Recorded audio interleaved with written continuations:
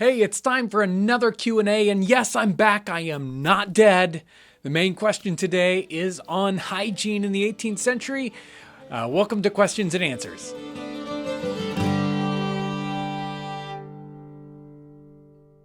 I really want to thank Kevin and Carrie for coming in and pinch hitting last Thursday on the Q&A. They did a great job. See, I don't even have to be here. Anyway, let's start off. We got a bunch of great questions. What is the first question today? It is, the question has to do with pemmican.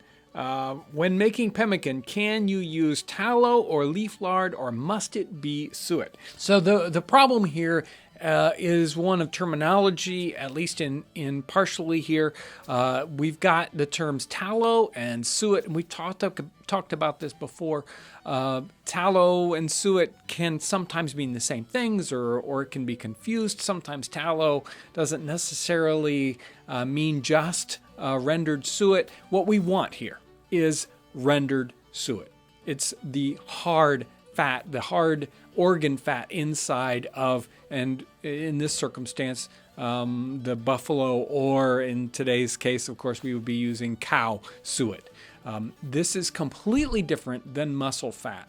And once these things have been rendered, whether it's suet or muscle fat, there's a completely different consistency. Suet has a higher melting temperature, and it's a hard fat when it's rendered properly. The muscle fat, while it can seem kind of hard in its kind of raw state, once it's been rendered, it is like mashed potatoes or oil at room temperature.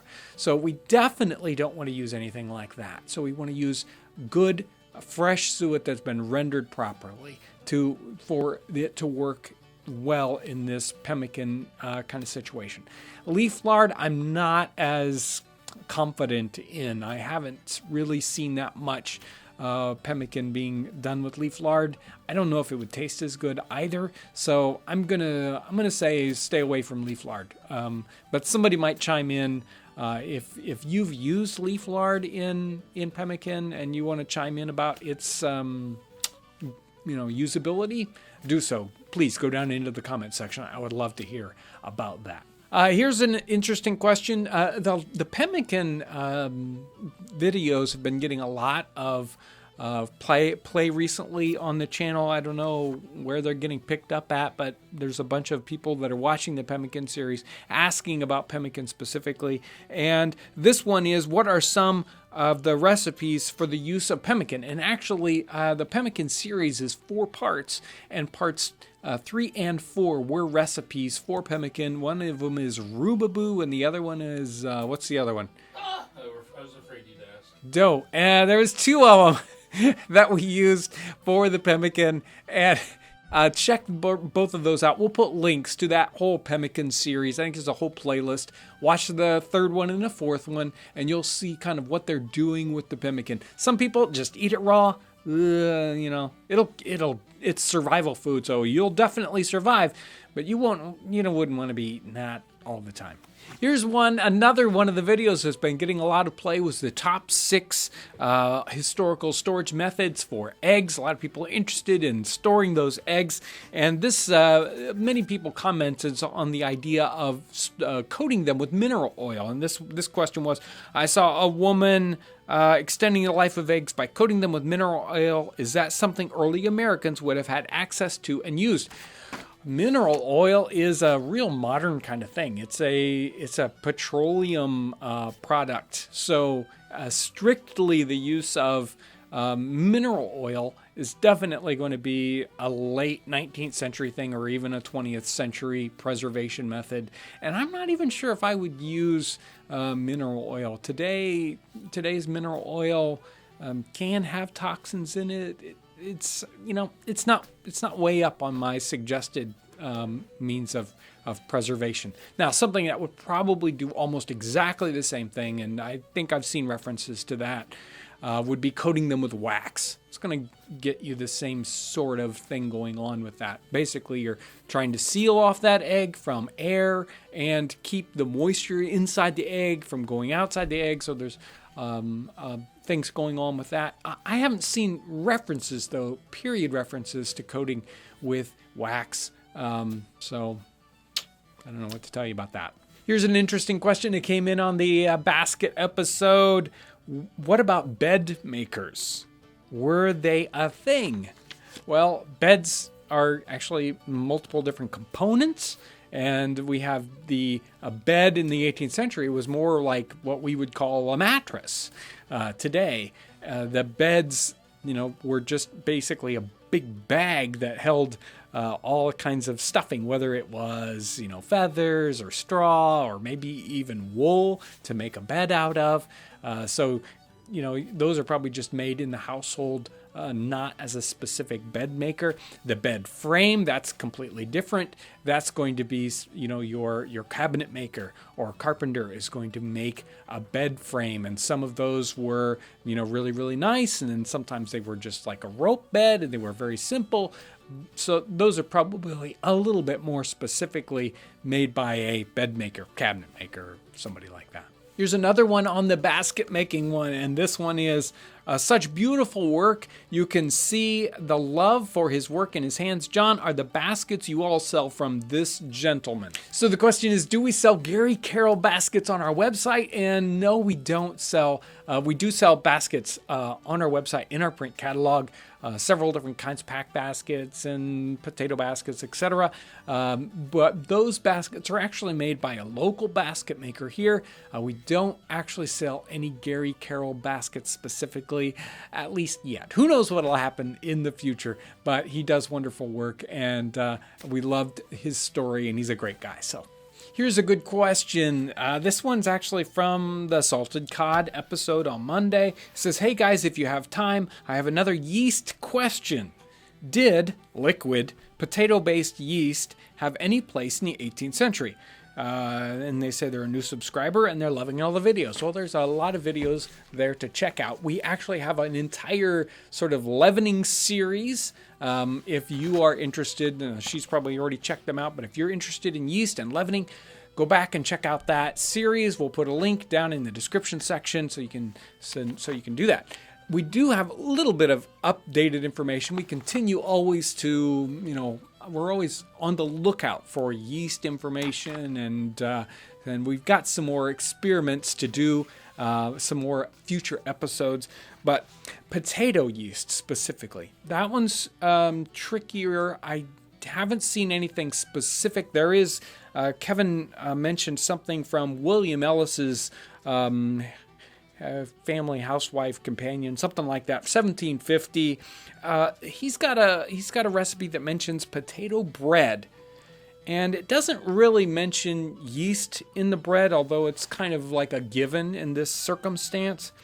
He could have been propagating wild yeast with the potatoes in this, but it's hard to really guess that that's what's going on.